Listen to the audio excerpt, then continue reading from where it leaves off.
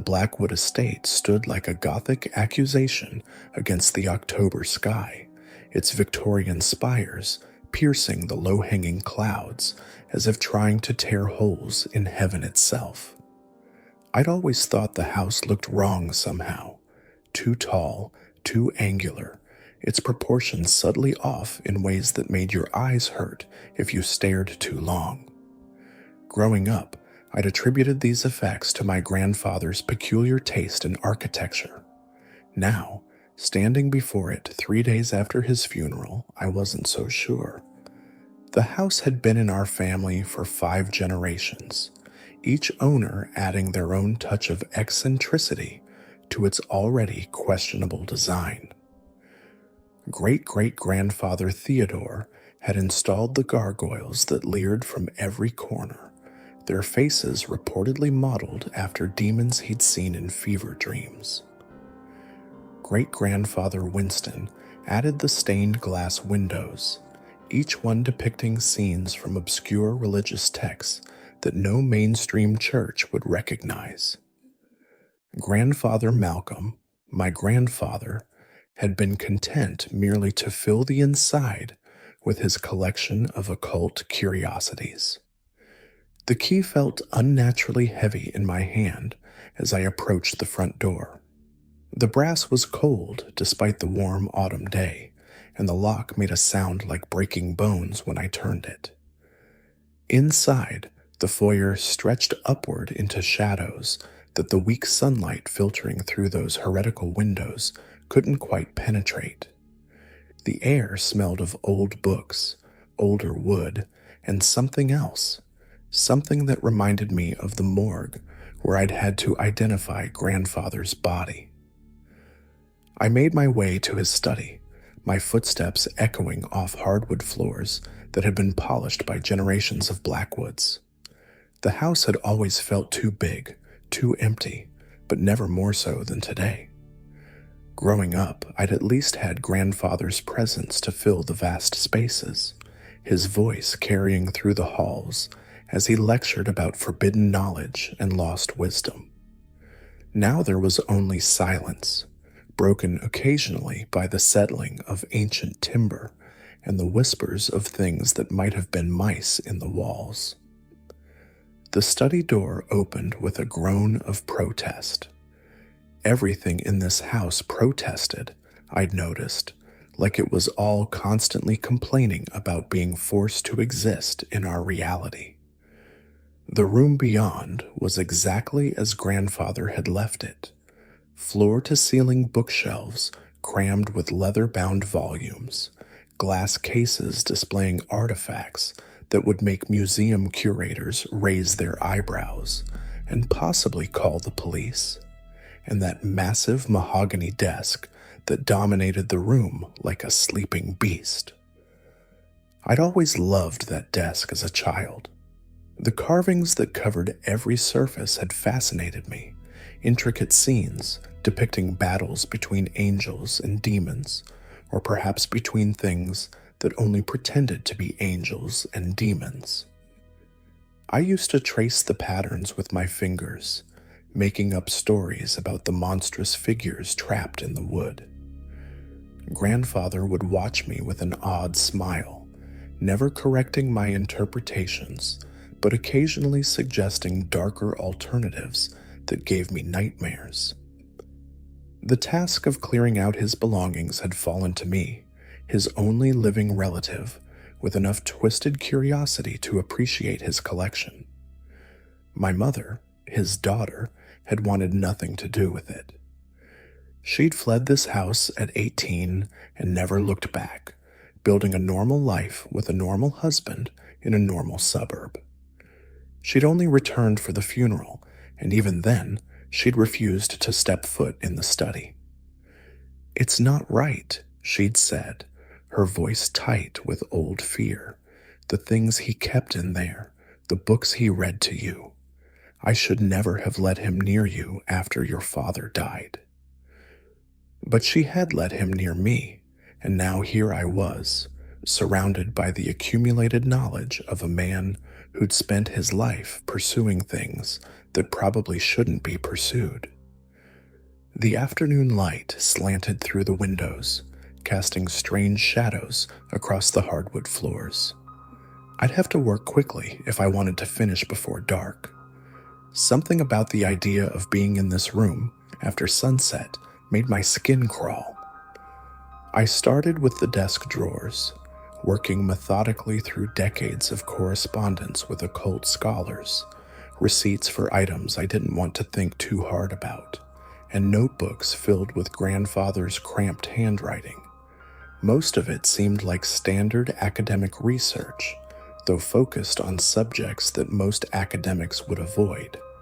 The bottom drawer contained a collection of photographs, grandfather standing with various robed figures in front of ancient ruins, or examining artifacts that seemed to absorb light rather than reflect it.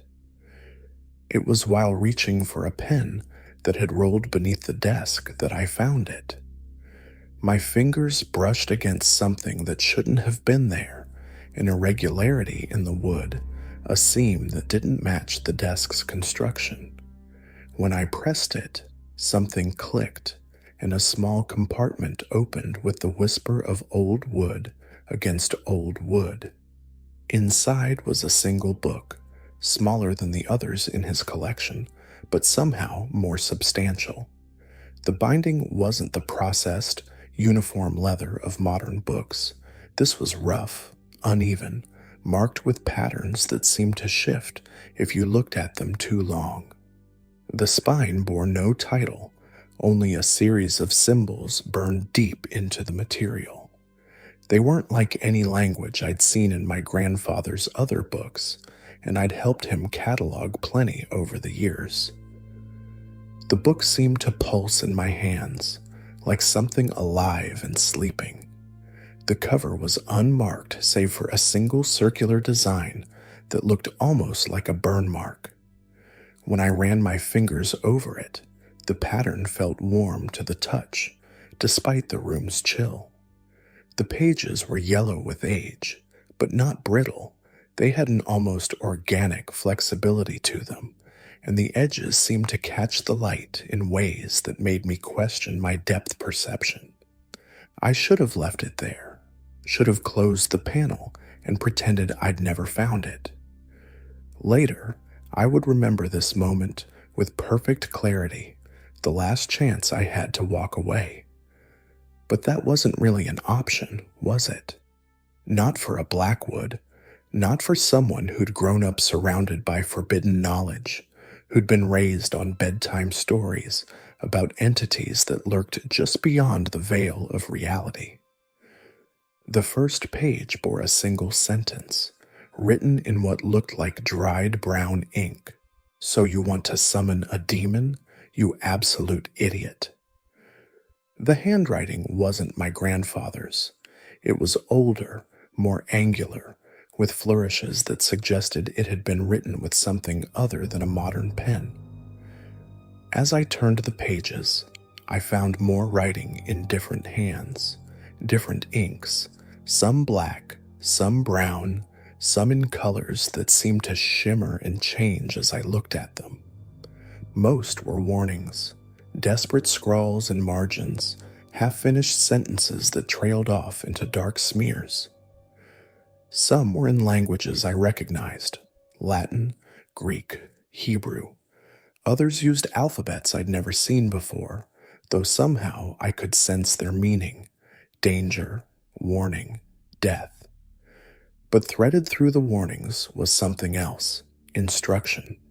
Precise, detailed information about summoning things that shouldn't exist in our reality. The kind of knowledge that people throughout history had killed to possess, or been killed for possessing. A crash from somewhere else in the house made me jump, almost dropping the book. Just the house settling, I told myself, though I knew the sound had been too deliberate, too much like footsteps in an upstairs room that should have been empty. The shadows in the corners of the study seemed deeper than they had a moment ago, more attentive. I closed the book, but I didn't return it to its hiding place. Instead, I slipped it into my messenger bag, trying to ignore the way it seemed to settle against my hip like a living thing seeking warmth. The rest of the study could wait. I needed to get home, needed to examine my find somewhere less charged with family history and accumulated darkness. As I locked up the house, I could have sworn I heard laughter from the study window above. Not my grandfather's warm chuckle, but something older, colder. Something that had been waiting a very long time for someone foolish enough to read what shouldn't be read. That night, in my small apartment across town, I started reading in earnest. The more I read, the more my initial skepticism gave way to something else. The writing was too specific, too detailed, too filled with warnings that no one spinning a fantasy would think to include. Most importantly, it spoke to the darkness that had been growing inside me since Marcus had started his campaign of destruction against my life. I read until dawn, absorbing rules and requirements, lists of materials and precise measurements. When the sun finally rose, I found myself looking at my reflection in the window, a man transformed by knowledge and purpose. The face that looked back at me was harder, older, marked by the weight of decisions already made. The book had promised power to those willing to pay the price, had promised revenge to those consumed by enough hatred to fuel the ritual. As I thought about Marcus, about everything he'd taken from me, I knew I had hatred enough and more. I just had to follow the rules. Reynolds and Blake Financial occupied the top 15 floors of a glass and steel monolith in the heart of downtown. The building always reminded me of a massive sword stuck point first into the earth, appropriate given the corporate warfare that took place inside its walls. I'd spent 4 years climbing that sword, one careful step at a time. Started in the analyst pool, moved up to junior account manager, then senior account manager. My performance reviews were consistently excellent. My client retention rate was the highest in the division. I had a real shot at director-level promotion before I turned 35. Then Marcus Thompson transferred in from the Chicago office. I remember his first day with perfect clarity. How could I not? It was the day everything started to unravel. He wore a suit that probably cost more than my monthly salary, Italian leather shoes that whispered against the carpet, and a smile that never quite reached his eyes. Those eyes were what struck me first, pale blue, almost colorless, like a frozen lake you could drown in. "Alex Blackwood," he'd said, shaking my hand with precisely calculated pressure. "I've heard great things about your work, looking forward to collaborating." The hesitation before that last word was subtle, almost imperceptible, but it was there, and so was the flash of something predatory in those pale eyes. I'd seen that look before, in nature documentaries about great white sharks, the moment before they struck, when they'd already decided their prey was as good as dead. Looking back, I should have recognized the warning signs. The way he'd spend hours studying organizational charts, mapping out relationships and power structures. How he'd linger after meetings, engaging key players in conversations that looked casual but were anything but. The carefully orchestrated, accidental encounters with senior management in elevators and hallways. The destruction of my career was so methodical, it was almost beautiful. Marcus was an artist, really, each move precisely calculated for maximum damage, while maintaining perfect deniability. It started with small things, So small I thought I was imagining them at first. Emails would disappear from the server, crucial client communications that I knew I'd sent, gone without a trace. When I'd try to prove they'd existed, the IT department would find no record, just user error, they'd say. Maybe I'd forgotten to hit send. Maybe I needed to be more careful with my documentation. Then clients started requesting different account managers. Long-term relationships I'd built over years suddenly dissolved with polite emails about trying new directions and fresh perspectives. Each time, I'd discover Marcus had been in contact with them, offering suggestions about portfolio restructuring or investment opportunities. Nothing inappropriate, nothing I could prove was interference. Just a helpful colleague looking out for the company's interests. The Whisper campaign was next. Nothing overt, nothing actionable, just conversations that would stop when I entered the break room. Concerned looks from colleagues who used to be friendly. Questions from HR about my stress levels and whether I was managing okay. I documented everything, started keeping records of every interaction, every email, every meeting, backed everything up to private servers and cloud storage. But Marcus was always one step ahead. When I tried to raise concerns about his behavior, I discovered he'd already laid the groundwork to make me look paranoid, unstable, unable to handle the pressures of my position. "I'm worried about Alex," I overheard him telling our division head one day. "The stress seems to be getting to him. All these conspiracy theories about missing emails and client interference.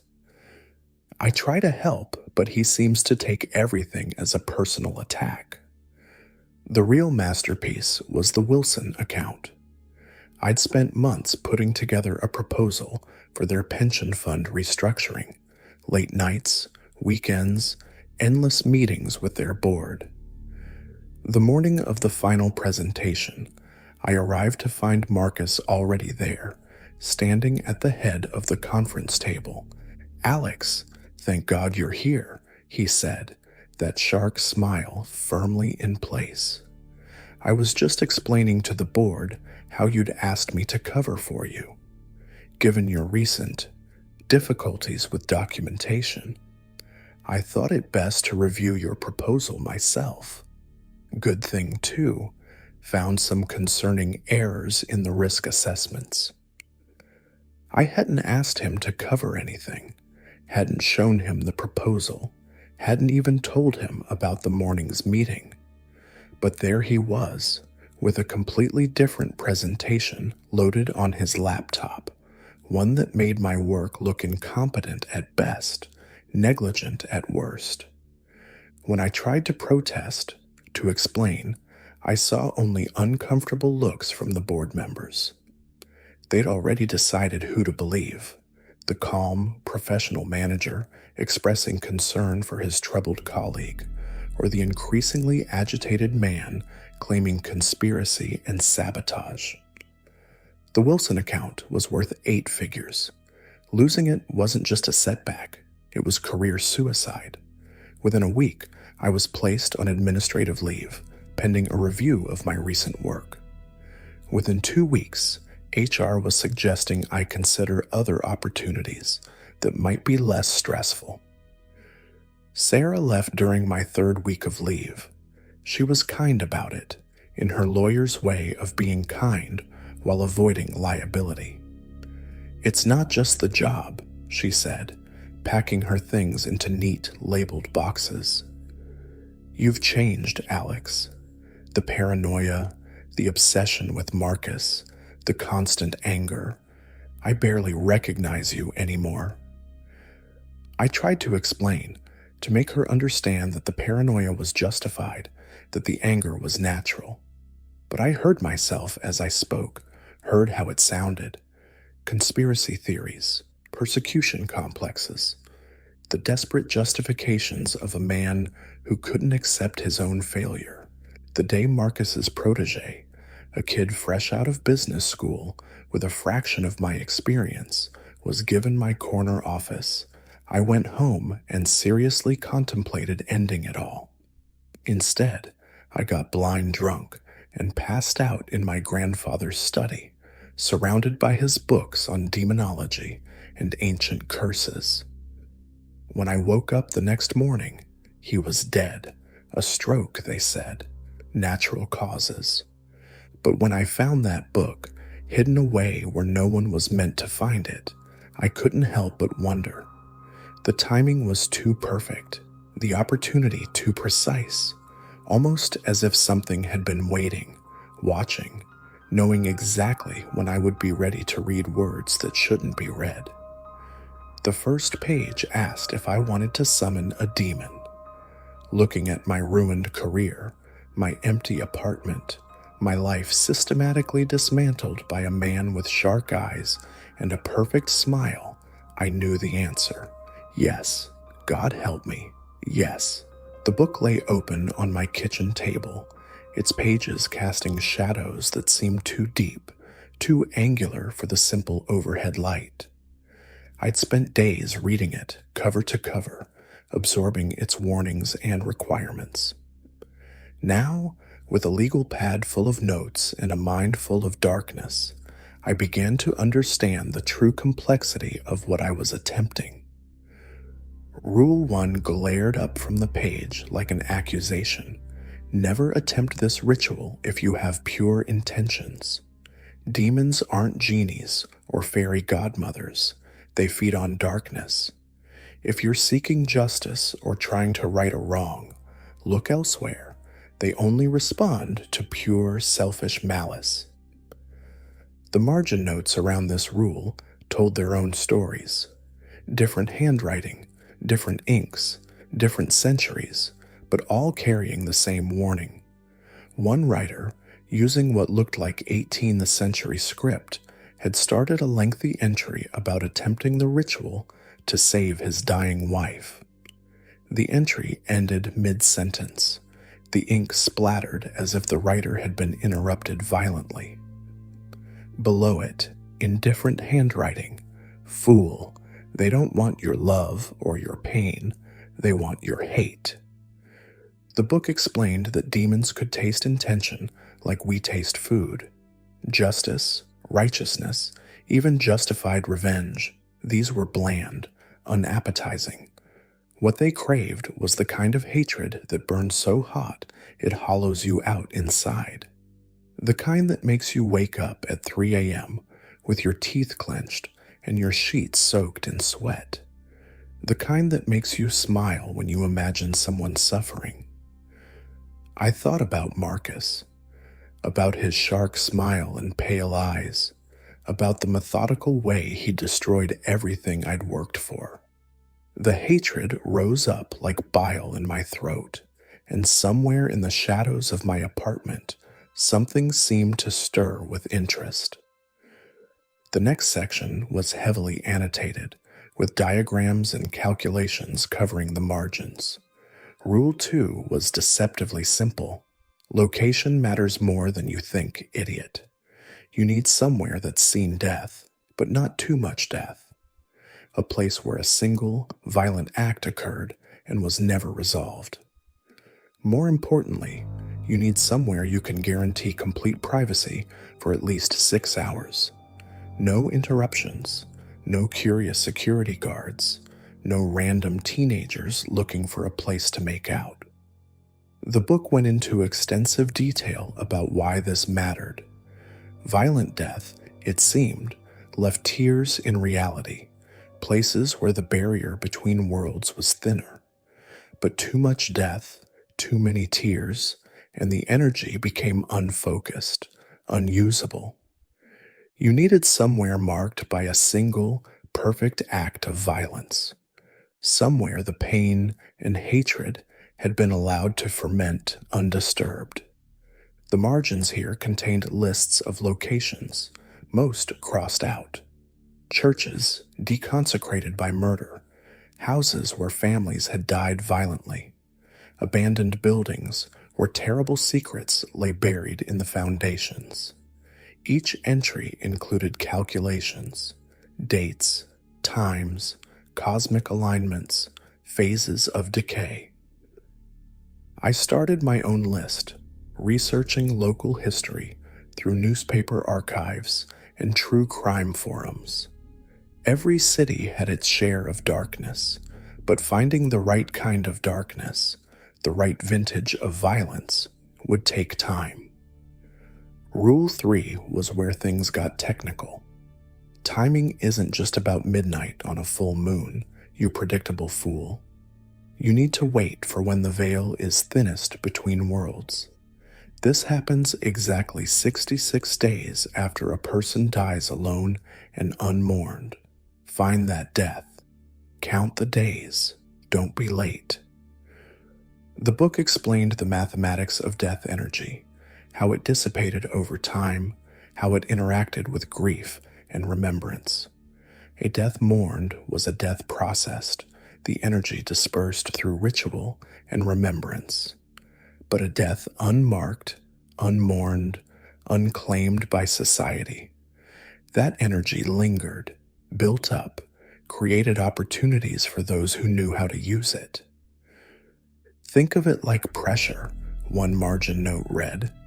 66 days is when the barrier is at its weakest, when the soul's absence has worn a hole in reality's fabric. Miss that window, and you'll need to find another death, another countdown. Get it wrong, and what comes through won't be what you intended to summon. I started tracking obituaries obsessively, local papers, county records, morgue reports, anything that might lead me to the right kind of death. I needed someone who had died alone, someone unclaimed, someone whose passing had left no ripples in the world. The book helped me recognize the signs. The language in death notices that indicated isolation, no known relatives. The bureaucratic euphemisms for abandonment, unclaimed remains.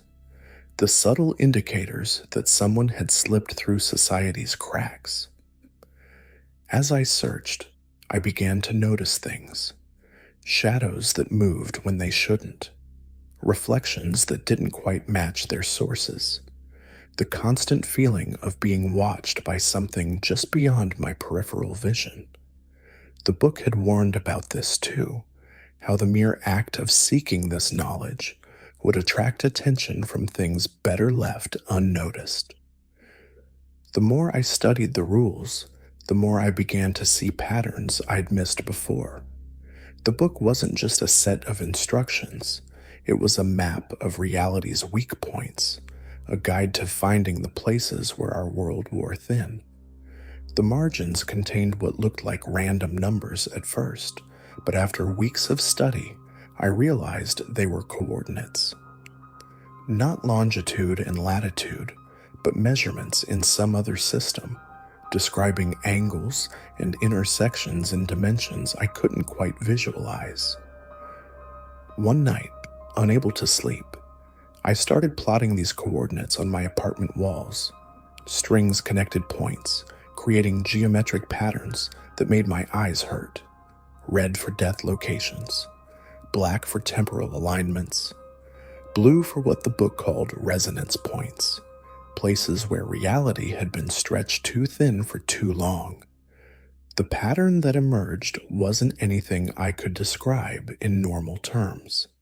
It was like looking at a cross-section of something much larger, much more complex than our three-dimensional understanding could encompass. When I stood in the center of my string-covered living room at 3 a.m., I could almost feel the weight of other realities pressing against the walls of our world.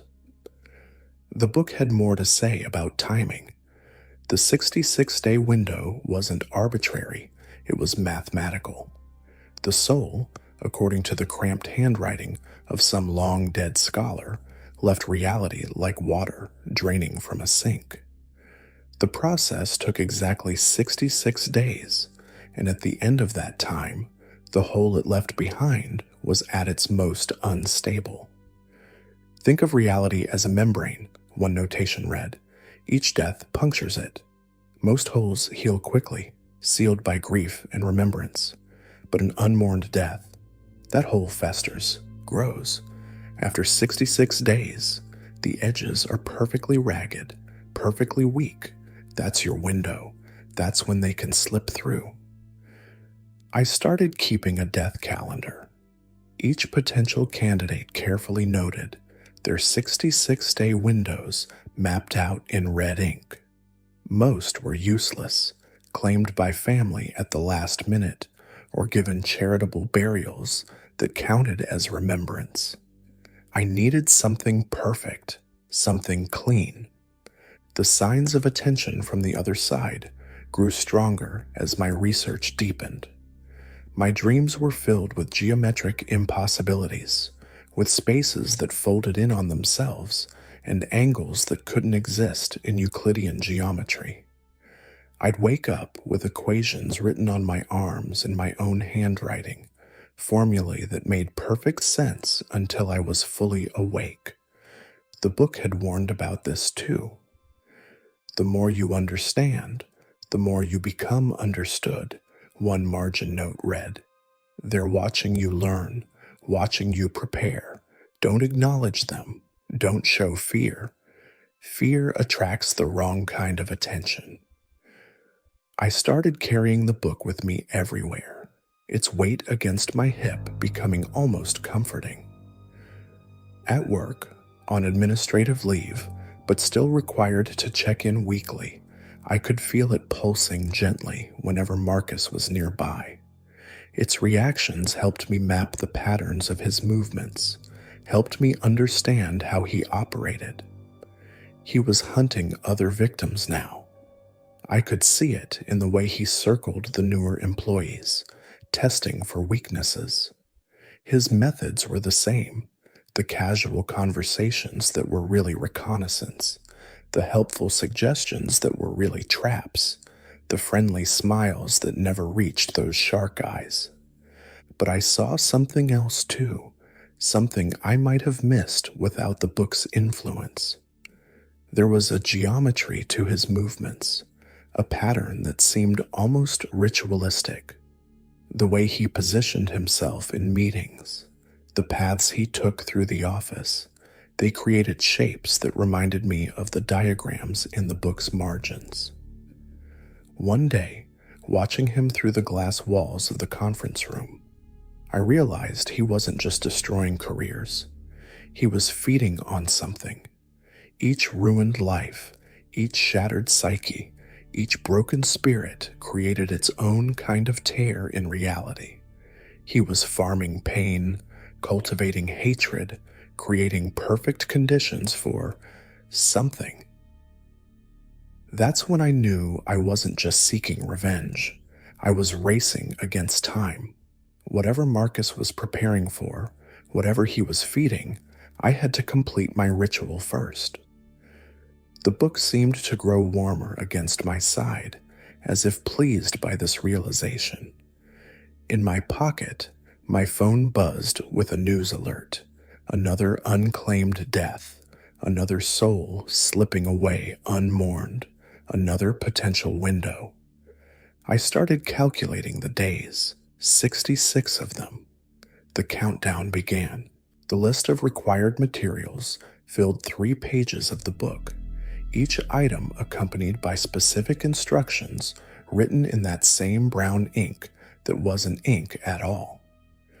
I'd started purchasing supplies the moment I found the book, but the easy items, the ones you could buy online or in specialty shops, were just the beginning.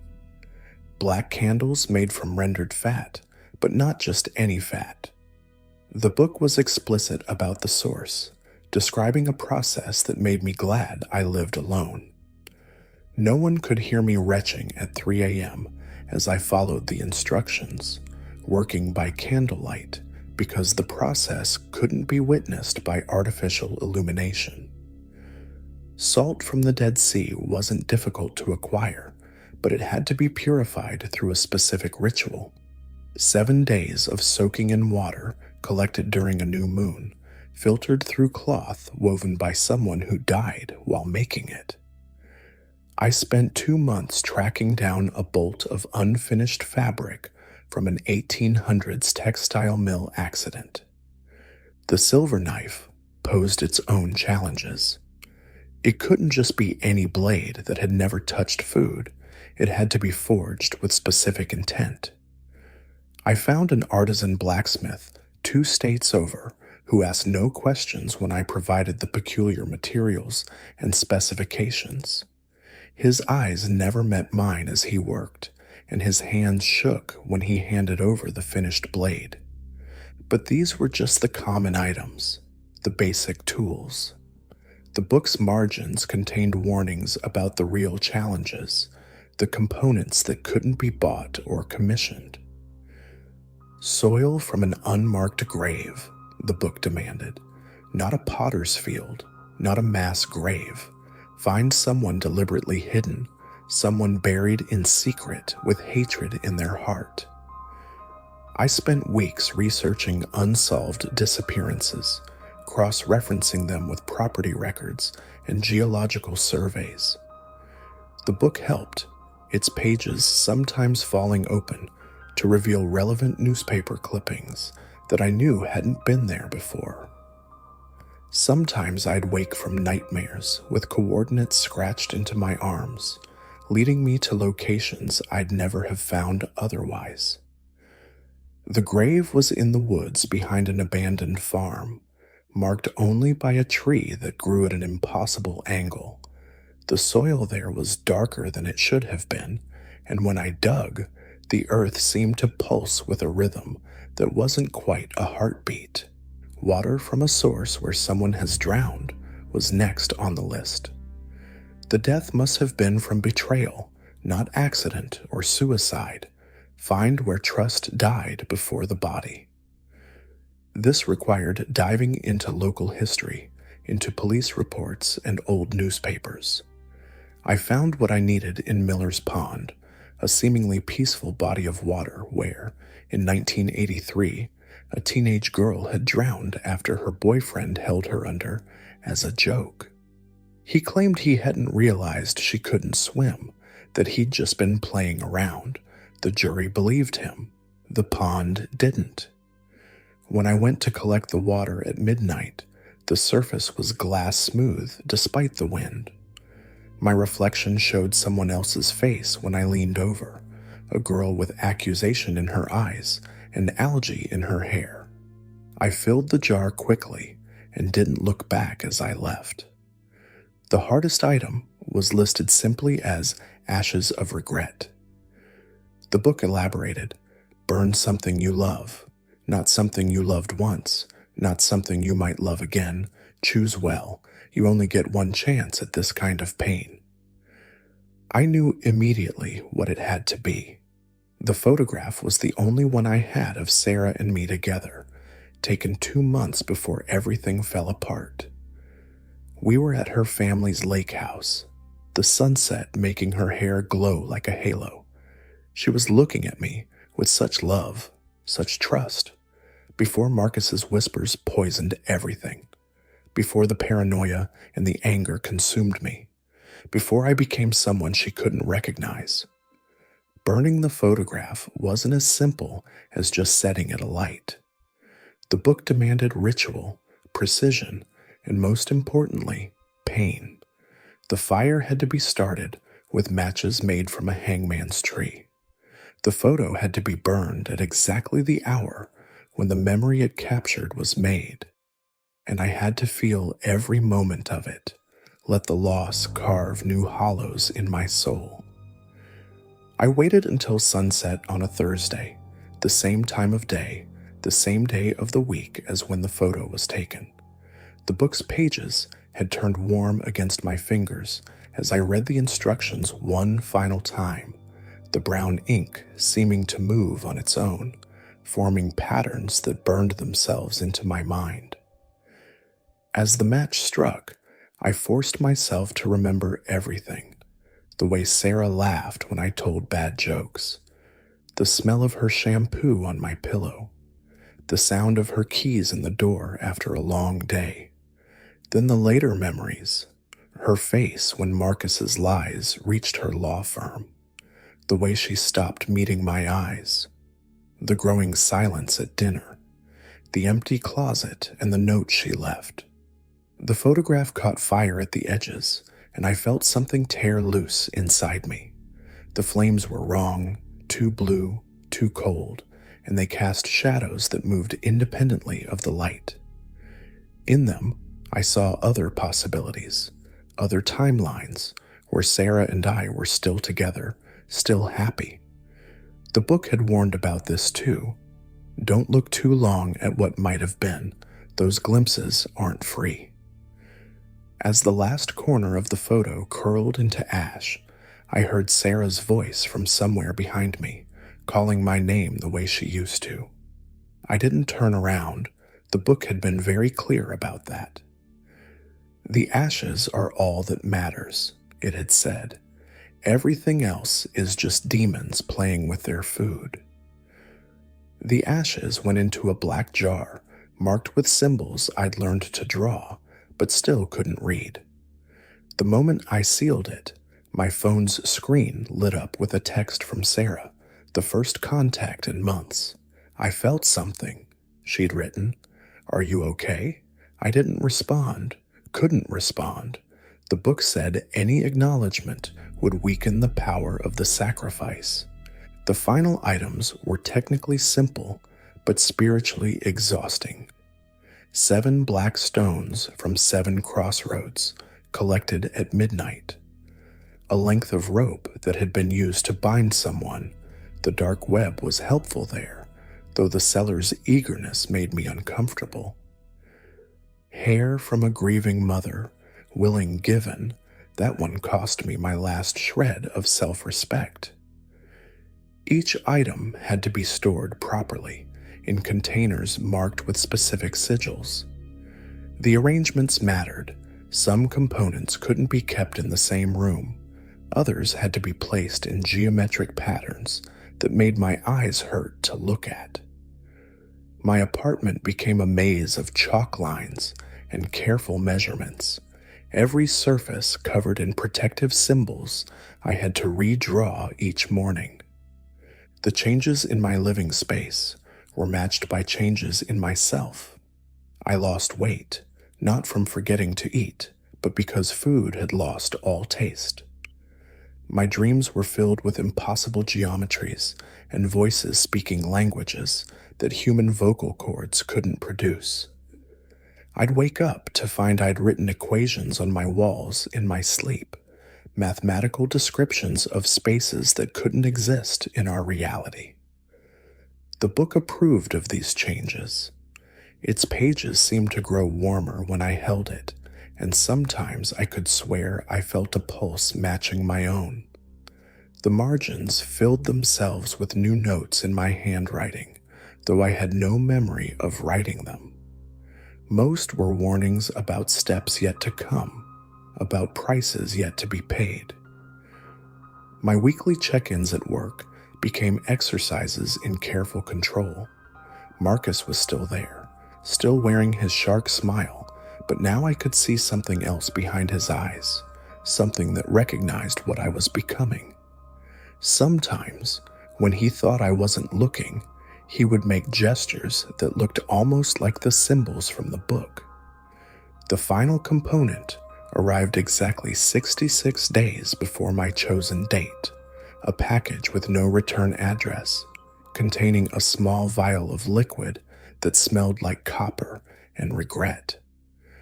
I didn't remember ordering it, but my credit card statement showed a payment to a company that didn't seem to exist. The book's pages ruffled in a non-existent wind when I set the vial among the other components. The arrangement was complete. In the mirrors I'd covered with sheets but could still somehow see through. Something smiled with too many teeth. I was ready for the next phase, or at least I thought I was. Finding the right location proved to be more challenging than gathering the components. The book's requirements were specific, almost cruel in their precision. The site needed death, but not too much death. Violence, but not too much violence. A single perfect act of hatred, preserved like an insect in amber. A place remembers, the margin notes explained. Every death, every act of violence, every moment of despair leaves a mark. Too many marks, and the patterns become unreadable. Too few, and there's not enough power to work with. You need somewhere that holds on to its pain like a miser hoarding gold. I started with obvious locations: abandoned hospitals, defunct asylums, closed prisons. The book rejected them all, its pages growing cold in my hands when I visited each site.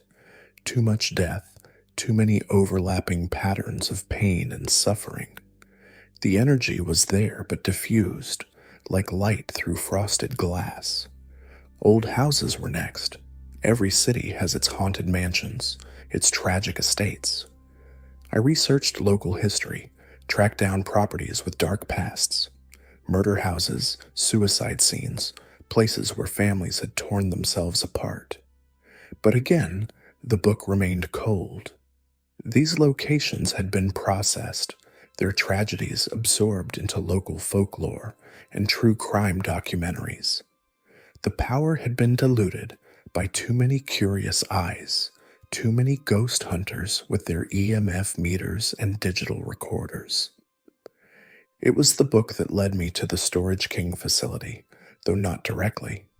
Pages would fall open to seemingly random newspaper articles. Dates would rearrange themselves into addresses. My dreams were filled with endless corridors of metal doors, each one hiding something best left hidden. The facility sat on the edge of town, surrounded by empty lots and abandoned industrial parks. The chain had gone bankrupt years ago, but this particular location had its own special history. The kind of history that doesn't make it into tourist guides or ghost hunting shows. David Chen had worked there as a night watchman for 15 years. By all accounts, he was a quiet man, devoted to his wife, Mary. They had no children, no close friends, just each other and their modest dreams of someday opening a small restaurant. Then Mary started spending time with one of the storage unit renters, a younger man who kept odd hours and always had cash to spare. David discovered the affair one night during his rounds. What happened next was never fully clear, but the police reports painted a partial picture. The police reports told only part of the story. Blood in one of the units, too much for survival. Signs of a struggle that suggested Mary hadn't died quickly. Security cameras mysteriously malfunctioning at the crucial moment. And David Chen, methodically continuing his rounds for the rest of his shift, marking each checkpoint, making his notations in perfect handwriting. He went home at dawn, wrote a brief note, I put her somewhere safe, and hanged himself in his bedroom. The police searched every unit, broke open every lock, but Mary's body was never found. It was as if the facility itself had swallowed her, hidden her away in some impossible space between the numbered doors. The book practically hummed when I first visited the site. The chain-link fence was more suggestion than barrier, heavy with rust and leaning like a drunk trying to stay upright. The parking lot was a maze of cracks, weeds pushing through the asphalt like fingers reaching for the sky. The building itself squatted in the center of it all, a low-slung concrete monstrosity that seemed to absorb light rather than reflect it. I went at midnight, just to get a feel for the space. The book's warnings about proper scouting procedures filled 3 pages. Watch the location through a full cycle of sun and moon. learn its rhythms, find where the shadows fall at different hours. Most importantly, make sure you're the only one watching. The lock on the back entrance was a joke, more rust than metal. Inside, the air was thick with a decade of abandonment and secrets. My flashlight beam caught glimpses of graffiti, most of it crude or uninspired. But here and there, I found older markings, symbols that matched some of the diagrams in the book. Someone else had seen the potential in this place.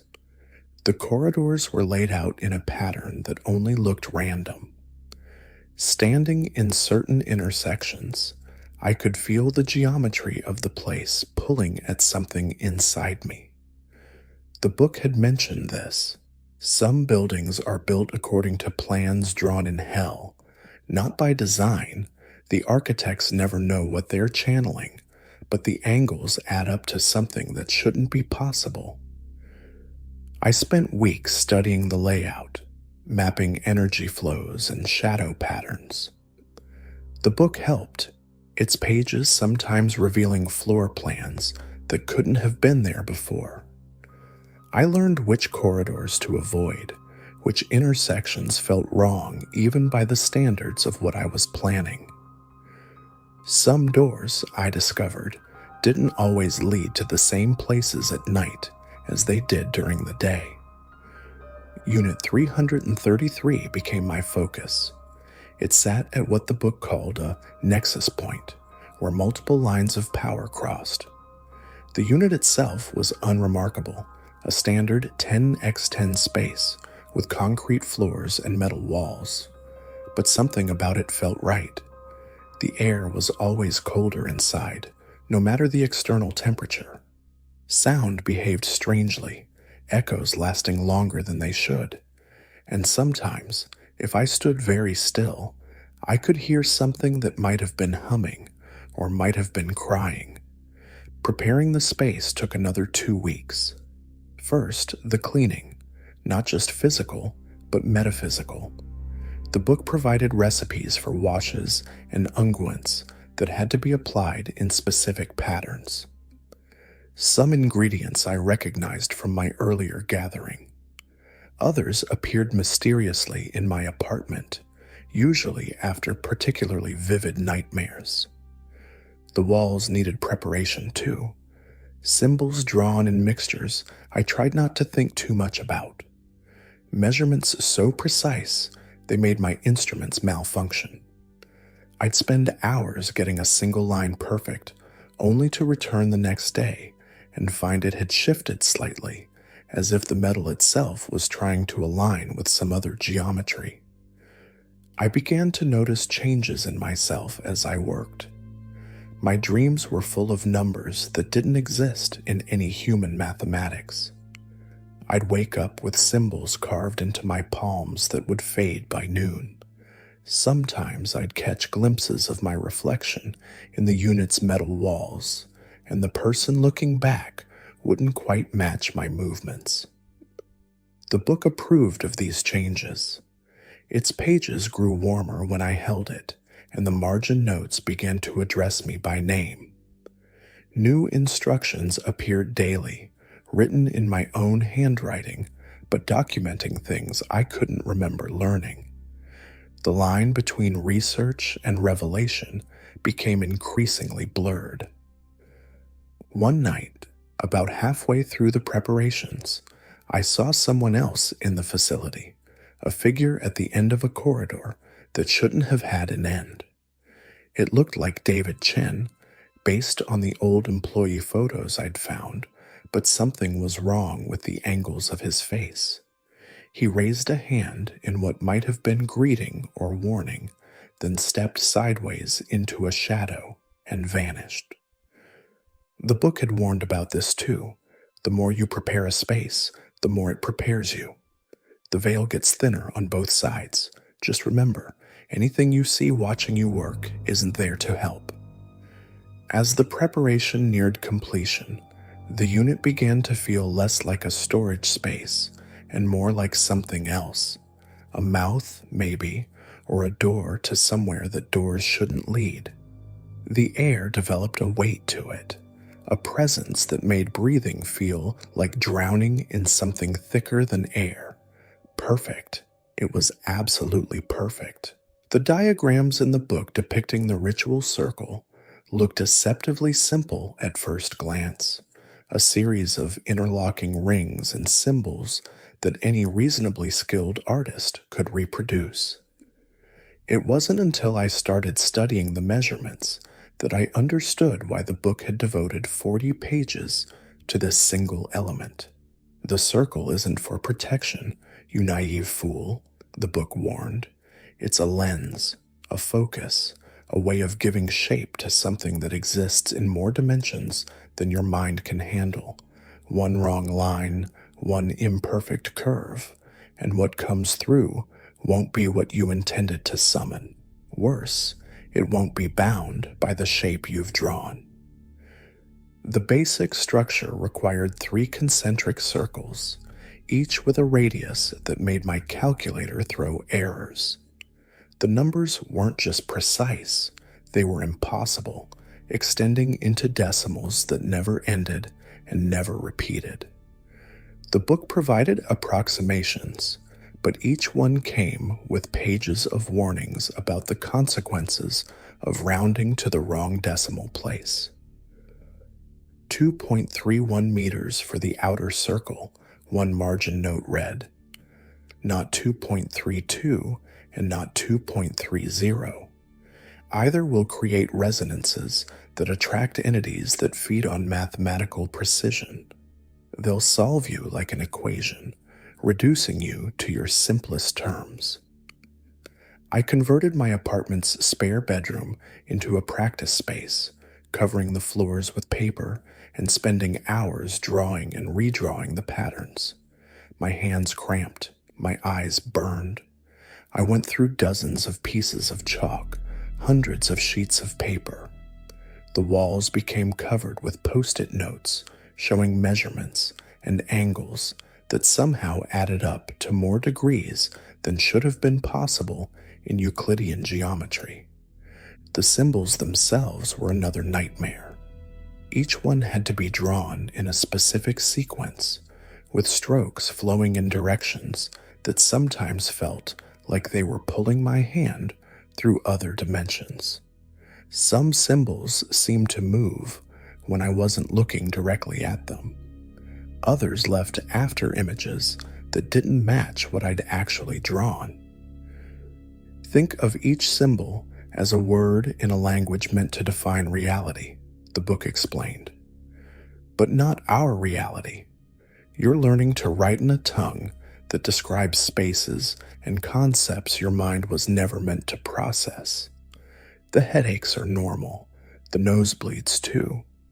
If you start seeing colors that don't exist, you're probably doing it right. The practice sessions became increasingly strange as I progressed. I'd start drawing at sunset and come to my senses at dawn, my hands covered in chalk dust and geometric formulae written across my arms in my own blood.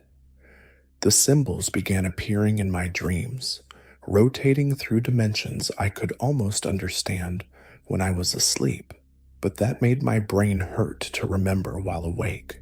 Each segment must be drawn without lifting the chalk, the book instructed, not because of any mystical requirement, but because the lines aren't actually straight. They curve through spaces you can't see. Lifting the chalk breaks the connection, creates gaps in dimensions you're not equipped to perceive. I learned to draw blindfolded, letting my hands follow the patterns that had burned themselves into my muscle memory. The book approved of this method. Your eyes will lie to you. They can only process 3 dimensions. Your hands will remember the true shapes once they've learned them. The measurements became an obsession. I bought precision tools, laser measures, digital protractors, computer modeling software. None of them could quite capture what I was trying to create. The angles added up to impossible numbers. The intersection points existed in locations that couldn't be mapped in normal space. The circle creates a grammar of containment. One margin note explained in handwriting that might have been mine. Each symbol is a verb, each angle a modifier. Together, they describe a shape that can hold something that isn't meant to be held in our reality. I began to understand why the book had called its readers idiots. We weren't just playing with forces beyond our comprehension. We were trying to cage them with mathematics that our universe hadn't been designed to contain. It was like trying to build a prison using tools made of smoke and dreams. The centerpiece of the circle was the most challenging, a pentagonal structure whose points had to be equidistant in ways that violated basic geometry. The book provided a formula that made my head spin. I spent 3 days solving that equation, working in a fever state that left me babbling in languages I'd never learned. When I finally understood the answer, I had a nosebleed that lasted 6 hours and temporarily lost the ability to perceive the color blue. The practice circle in my apartment began to affect the building's architecture. Neighbors complained about doors opening into wrong rooms, about corridors that seemed longer on the inside than the outside. The maintenance man refused to enter my floor after finding a closet that he claimed led to a beach on a planet with 3 suns. I tested the circle's effectiveness with smaller rituals described in the book's appendices. Summoned things that the margins called lesser entities, geometric spirits that existed in the spaces between dimensions. Each success left its mark. Shadows that fell up instead of down, windows that showed different times of day depending on the angle you viewed them from, mirrors that reflected moments that hadn't happened yet. The book grew heavier with each practice session, its pages filling with new notes in languages that hadn't been invented yet. Sometimes I'd open it to find drawings of my own circle, annotated with corrections for mistakes I hadn't made yet. Finally, after weeks of practice, I could draw the entire pattern from memory in exactly 66 minutes, the time the book specified as optimal. Every line perfect, every angle precise, every symbol charged with meaning that hurt to understand. When I tested the final practice circle, drawing it in chalk on my living room floor, something changed in the air. The space inside the circle looked deeper somehow, as if the floor had become a window into somewhere else. When I checked the measurements one last time, my instruments stopped working. The digital displays showed characters that weren't numbers, and the laser measure began counting in negative distances.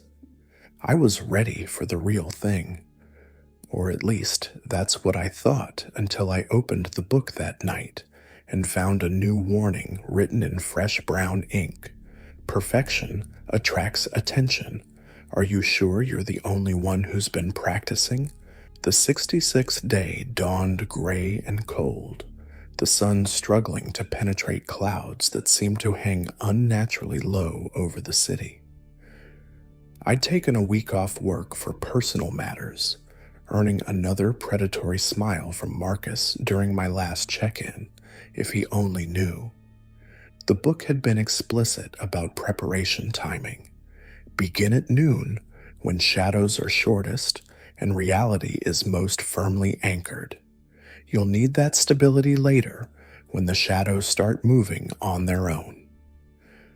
I arrived at the storage facility at 11:33 a.m. exactly. The parking lot was empty, save for a single black crow perched on the fence, its head cocked at an angle that made my eyes hurt. As I got out of my car, it opened its beak and made a sound that wasn't quite a caw, more like static from a radio tuned between stations.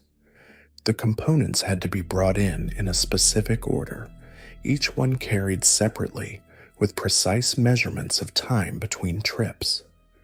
The book had diagrams showing the optimal paths through the facility's corridors, creating patterns that would prepare the space for what was to come.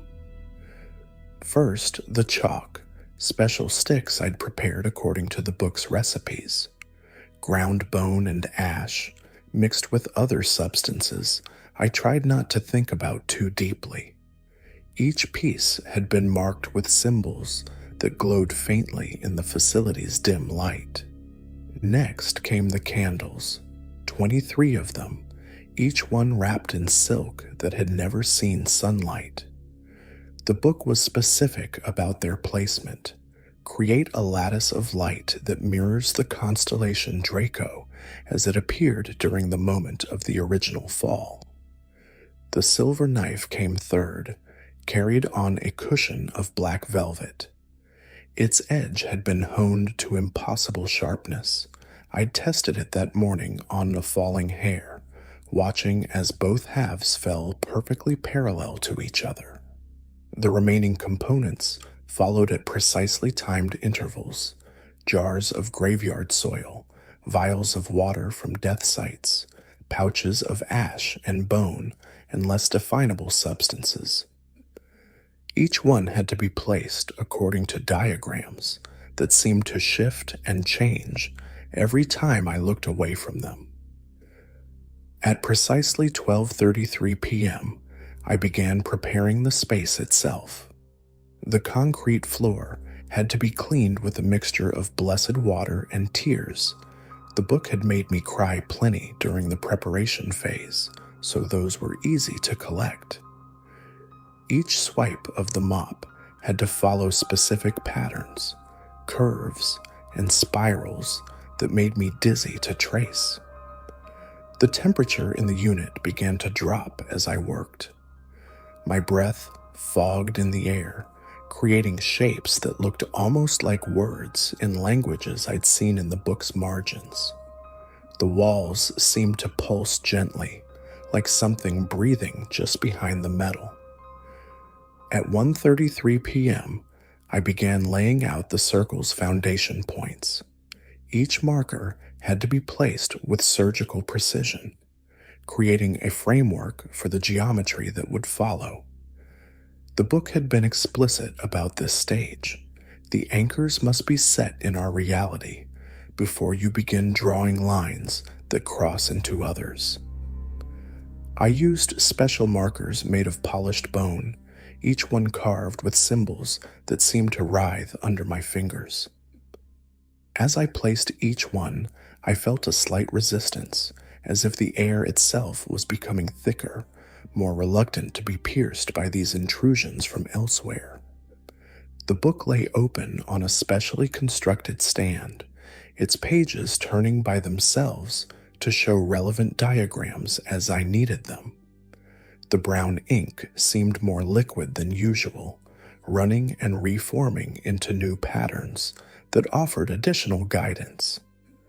Sometimes I could swear I saw faces in the flowing symbols, watching my progress with ancient, calculating eyes.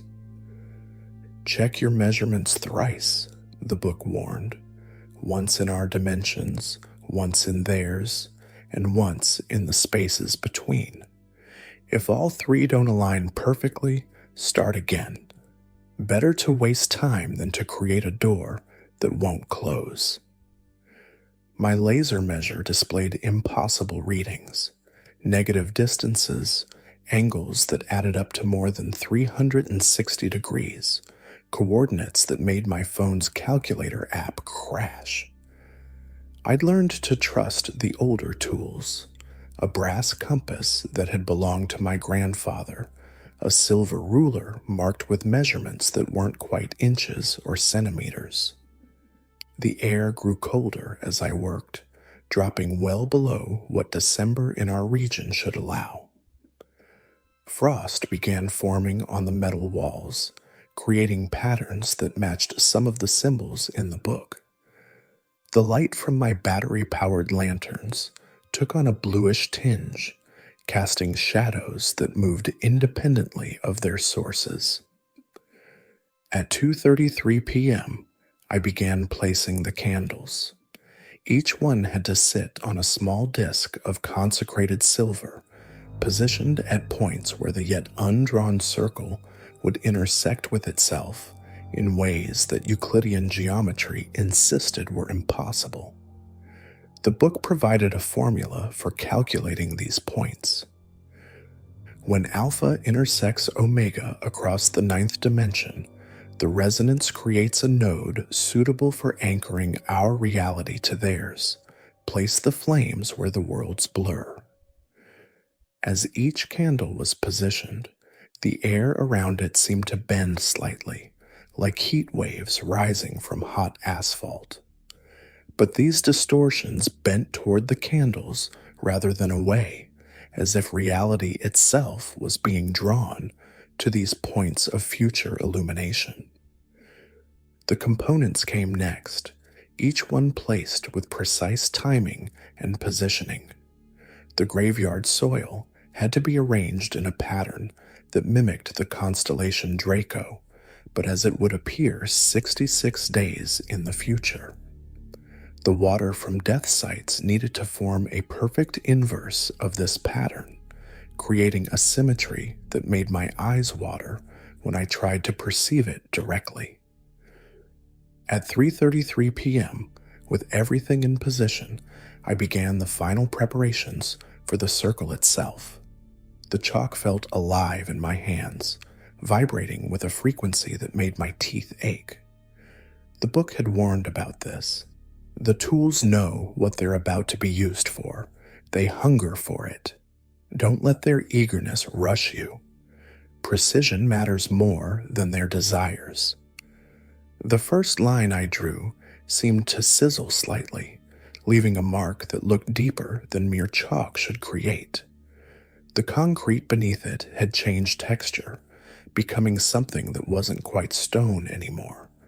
Each subsequent line built upon this effect, creating an impression of depth that suggested the circle was being drawn not on the floor, but through it, into spaces that existed beneath normal matter. The shadows in the corners of the unit had grown denser as I worked, seeming to pulse with rhythms that almost matched my heartbeat. The book's pages continued to turn themselves, sometimes showing diagrams I didn't remember seeing before, illustrations that seemed to move when viewed from the corner of my eye. At exactly 4:33 p.m., everything was ready. The circle waited, incomplete but prepared. The candles stood unlit but eager. The components sat in their precisely measured positions, humming with potential energy. All that remained was to begin the actual ritual at sunset, when the barrier between worlds would be thinnest. I checked my phone one last time before turning it off, a requirement for what was to come. There was a missed call from Sarah and several text messages from unknown numbers, each containing strings of numbers that looked suspiciously like the measurements I'd been working with. As I put the phone away, I heard footsteps in the corridor outside, heavy, deliberate steps that stopped just beyond the unit's door. When I looked, there was no one there, but in the metal wall's reflection, I saw a figure in a security guard's uniform, watching me with eyes that held no light. The book's pages rustled in a non-existent wind. It was almost time to begin. Sunset arrived with an unnatural abruptness, as if the sun itself was fleeing what was about to occur. The quality of darkness that filled the storage unit wasn't natural. It had weight, presence, intention. The book had warned about this. True darkness isn't just the absence of light. It's the presence of something that light fears. At precisely 6:33 p.m., I began lighting the candles in the sequence the book prescribed. Each flame ignited with a different color, not just variations of yellow or blue, but colors I had no names for, colors that human eyes weren't meant to process. The book had instructions for this too. Don't try to understand what you're seeing. Your brain will attempt to categorize the uncategorizable, and the resulting cognitive dissonance can drive you mad. The shadows cast by these impossible flames didn't behave like normal shadows. They moved against the light, stretching and contracting in patterns that seemed almost deliberate. Sometimes they formed shapes that looked almost like letters in alphabets I'd seen in the book's margins. With the candles lit, I began the final stage of drawing the circle. The chalk felt hot in my hands now, almost burning, but I couldn't stop. Each line had to be drawn in a single, fluid motion. The circle isn't just a shape, the book had explained. It's a sentence written in the grammar of reality. Lifting the chalk is like stopping mid-word. It changes the meaning in ways you don't want to discover. The symbols came next, each one more complex than the last. My hands moved with a certainty that didn't feel entirely my own, drawing shapes that shouldn't have been possible in three-dimensional space. Each completed symbol seemed to sink into the concrete, as if the floor was becoming transparent, revealing depths that couldn't exist beneath the building. At 7:33 p.m., everything was ready. The circle glowed faintly with its own light, pulsing in rhythm with something that wasn't quite a heartbeat. The air inside it looked different from the air outside, thicker, more substantive, like the difference between water and oil. Blood is required, the book had said. 3 drops freely given, without hesitation or fear. Hesitate, and they'll take it all. The silver knife felt colder than ice against my palm. The cut was quick, precise, guided by weeks of practice. 1 drop, falling through space that seemed to stretch impossibly. 2 drops, hitting the circle's center with a sound like distant thunder. 3 drops, sinking into the concrete that wasn't quite concrete anymore.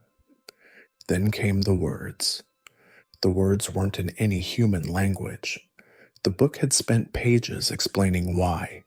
Demons don't speak in sounds shaped by meat and bone. They speak in concepts that tear reality. Your mouth will try to reject them, force it to continue. Each syllable felt like swallowing broken glass in reverse, scraping my throat raw as they emerged. The sounds seemed to hang in the air, visible as ripples in space itself. Colors that shouldn't exist began to swirl in the circle's center, forming patterns that hurt to look at directly. The book's pages turned frantically now, showing diagrams I'd never seen before, warnings written in fresh blood that dripped down the paper. The temperature in the room plummeted until my breath came out as crystals that shattered against the floor with sounds like screaming. At the 8th word, reality cracked. There's no other way to describe it. A literal crack, like someone had taken a hammer to a pane of glass, spreading outward from the circle's center. Through it, I caught glimpses of spaces that shouldn't exist, geometries that violated every law of physics, colors that had textures, sounds that had weight. The crack widened as I spoke the final words, my tongue bleeding from formations it was never meant to create. The air inside the circle began to fold in on itself, creating depths that seemed to extend infinitely while somehow remaining contained within the boundaries I'd drawn. Then it began to rise. Not smoke, though that's what my brain first tried to categorize it as. This was something that merely used rising as a convenient translation of its movement into our reality. It formed shapes that shouldn't have been possible, angles that made my eyes hurt and my mind scream. The demon had no constant form. It shifted between configurations that each seemed to exist in different numbers of dimensions. Sometimes it appeared almost humanoid, but with proportions that suggested the human shape was being worn like an ill-fitting suit. Other times, it was purely geometric, a complex of shapes that moved in ways that shapes shouldn't be able to move. Its eyes opened, not two, not even a dozen, but eyes everywhere, in every color that exists, and several that don't. They all focused on me at once, and in that moment, I understood why the book had called me an idiot. This thing I'd invited into our world, it wasn't evil in any human sense. It was beyond evil, beyond good, beyond any concept our limited minds could grasp. When it spoke, its voice was like 1,000 whispers overlaid with radio static and breaking glass. It reached into my mind and pulled my desire out, holding it up like a squirming thing caught in a spider's web. I told it about Marcus. Every humiliation, every sabotaged project, every whispered rumor that had poisoned my relationships. I specified exactly what I wanted, for him to experience the same pain he'd inflicted on others, to lose everything he valued, to know what it felt like to be utterly destroyed. The demon's response wasn't a smile. It didn't have anything as simple as a mouth. But something in its ever-shifting form suggested amusement, like a cat watching a mouse walk willingly into its paw. That's when I heard it, a sound that shouldn't have been possible. Footsteps in the corridor outside, metal scraping against metal as another storage unit door opened. Another voice speaking words that cut the air like knives. The demon's amusement grew, spreading through the room like a dark tide. Through the cracks in reality, I could see into the other unit. Could see Marcus, surrounded by his own circle of candles, speaking to his own manifesting horror. And I remembered the final rule. Rule 8 hit me like a physical blow as I remembered it. Never assume you're the first person to want revenge on your target. Never assume you're the only one performing the ritual that night. Through the tears in reality created by my summoning, I could see into Marcus's unit with perfect clarity. His circle matched mine in every detail, the same impossible measurements, the same precise angles, the same symbols that shouldn't exist in our reality. Even the candles burned with the same wrong colors, their shadows reaching across the dimensional barriers to mingle with mine. The BMW I'd seen in the parking lot during my preparations, the knowing looks at the office, the way he'd watched my descent into obsession, not with satisfaction, but with calculation. He'd known. Somehow, he'd found his own book, learned his own rules, chosen his own moment. His demon was still forming, its manifestation slightly behind mine in timing. Through the dimensional rifts, I could see the same process I'd just completed. The blood offering, he'd been less precise, spilled more than the required 3 drops. The words that violated physics with their sound, the reality-bending emergence of something that shouldn't exist in our world. My demon's amusement became something deeper, darker, a kind of hunger that made its previous appetite seem like a child's sweet tooth. The shadows between our units began to twist, to connect, forming impossible corridors through the darkness.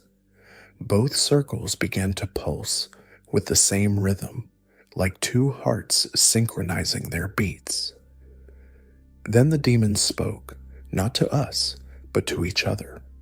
The sound was beyond description, beyond the capacity of human senses to process.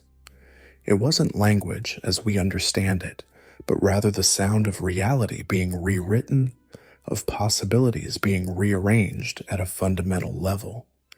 Images began flooding my mind, memories, but not my own. I saw myself through Marcus's eyes, saw how my competence had threatened him, how my integrity had terrified him. I was the obstacle he couldn't charm or manipulate, the one person in the office who saw through his masks to the emptiness behind them. His hatred mirrored mine perfectly. His plans echoed mine exactly. We'd each sought to destroy the other, never realizing we were setting up a circuit, a closed loop of malice that would feed something far darker than either of us could have imagined. The demons began to move, not within their circles, through them, using our matched hatred as a bridge. The geometries we'd spent weeks perfecting became meaningless as reality itself bent around their needs. The circles weren't containing them anymore.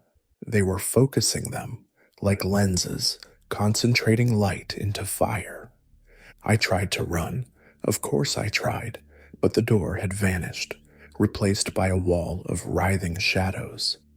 Through the dimensional tears, I could see Marcus trying to escape too, pounding on walls that had turned soft and organic under his fists. Our eyes met across the impossible space, and for the first time, we understood each other perfectly. The demons spoke in unison, their voices harmonizing in frequencies that made my teeth vibrate and my bones ache. They explained, with what felt like genuine gratitude, how rare it was to find such perfect symmetry. Two humans, consumed by identical hatred, performing the same ritual at the same moment, creating a self-sustaining cycle of pain and power. The book had tried to warn us. All those contemptuous notes calling us idiots, they weren't just insults. They were desperate attempts to prevent exactly this scenario. The margins filled themselves with new text as I watched, explaining what we'd done. When two circles align, when two hatreds mirror each other perfectly, the boundaries don't just break, they cease to have ever existed. The demons don't just feed on the hatred, they feed on the symmetry itself, the perfect balance of malice that creates a perpetual motion machine of pain. The shadows began to solidify, to take on weight and texture. They wrapped around me like living ropes, hot and cold at the same time, solid and intangible. Through the dimensional rifts, I saw Marcus experiencing the same thing. Our circles began to merge, the carefully drawn lines flowing together like mercury, forming new patterns that hurt to look at. The demons' forms started to blur together as well, creating something that existed in more dimensions than either of them had individually. Eyes opened in places where eyes couldn't exist, seeing things that shouldn't be seen. The temperature in both units fluctuated wildly, freezing cold one moment, burning hot the next, sometimes both simultaneously in different layers of reality. I felt Marcus's suffering as if it were my own, felt his fear, his regret, his desperate desire to undo what he'd done. He felt mine too. I could see it in his eyes as the shadows pulled us closer, merging our experiences into a single symphony of pain. The book's pages turned faster now, showing us what we'd become. Components in a ritual far older and darker than the one we'd thought we were performing. Our hatred had never been our own. It had been cultivated, nurtured, guided toward this moment when it would create a perfect circuit of malice. The storage facility itself began to change, its mundane architecture twisting into something else. The endless corridors of metal doors became a labyrinth that followed non-Euclidean geometries. Some doors opened onto spaces that couldn't exist, while others simply opened onto more doors, creating infinite regressions of metal and shadow. The last thing I remember clearly is the sound of Marcus's laughter. Not his usual smug chuckle, but something broken and hysterical. I realized I was laughing too. We'd finally found something we could share. Then the shadows swallowed us completely, and even the laughter stopped. They found the Storage King facility 3 days later. A routine property check by a real estate agent interested in buying the abandoned building. The police report reads like an exercise in careful omission, documenting only what could be explained in rational terms while skating around the edges of what they actually found. Evidence of occupation in 2 separate storage units. Circles drawn on the concrete floors in substances that the forensics lab couldn't quite identify. Candles made of materials that defied analysis. Symbols that made the crime scene photographers' cameras malfunction. The responding officers' reports contradict each other in subtle but significant ways. Officer Martinez described the temperature as unusually cold, while Officer Chen reported excessive heat in the same spaces at the same time. The K-9 units refused to enter the building entirely, breaking their leashes to run howling into the parking lot. The forensics team found other anomalies, blood spatter patterns that made their equipment malfunction, shadows that showed up in photographs but were invisible to the naked eye, measurements that changed between taking them and writing them down.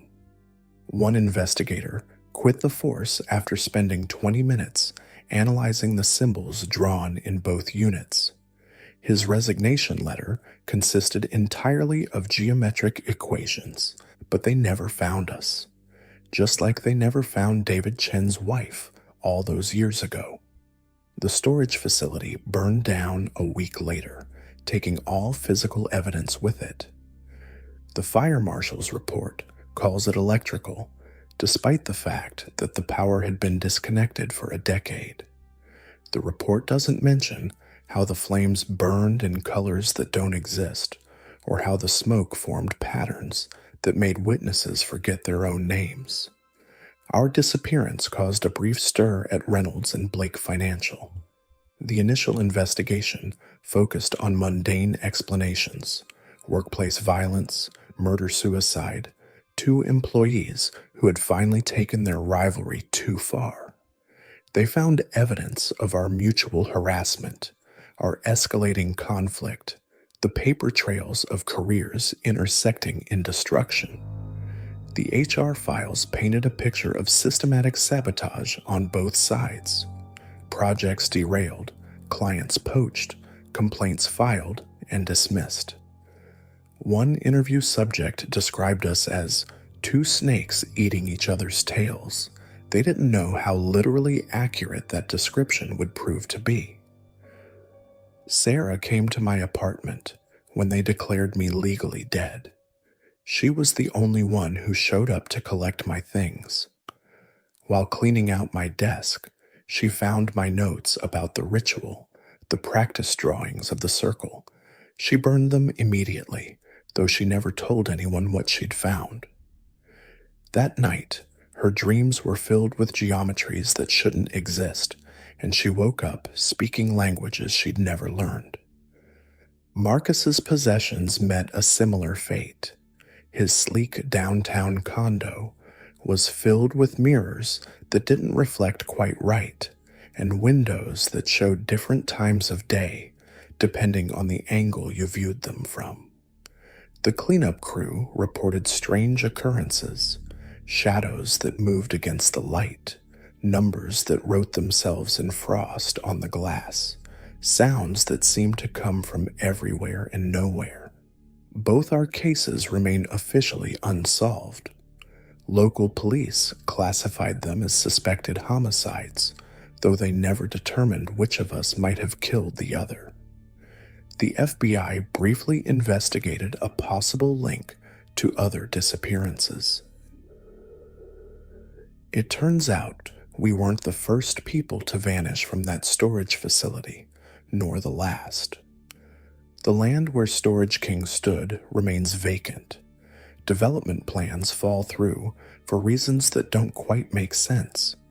Construction crews report equipment failures and unexplained accidents.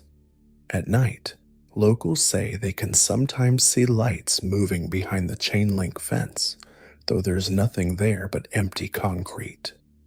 But the true aftermath isn't in police reports or newspaper articles.